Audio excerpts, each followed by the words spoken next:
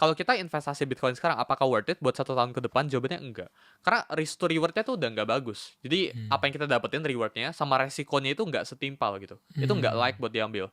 Tapi kalau kita investasiin buat 10 tahun ke depan, ini worth it. Karena upside-nya itu jauh ke atas, downside-nya alias kerugiannya itu kecil ke bawah gitu.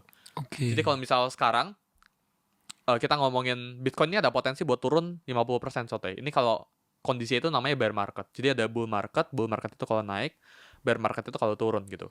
Bear market itu ya prediksinya, ya estimations ya kurang lebih.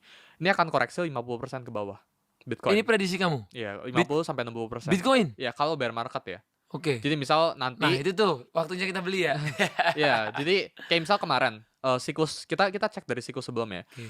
Bitcoin tuh makin lama makin mature, makin lama makin koreksinya tuh nggak makin tajam gitu.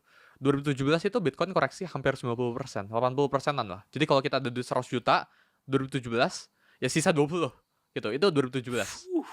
Itu aset klasisnya masih belum mature banget. Tapi 2021 itu makin mature. Itu koreksinya cuma 70%, 60% kalau nggak salah. Dari 60.000 ke 16.000 kan.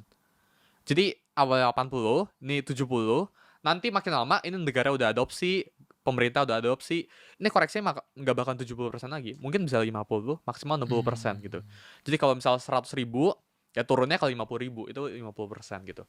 Dan makin lama tuh, justru di saat koreksi-koreksi kayak gini, ya di saat volatile atau risk reward ekstrim kayak gini, ini waktunya buat ya kita adopt, kita masuk gitu. Karena first mover advantage kan. Kita harus early banget di satu bidang.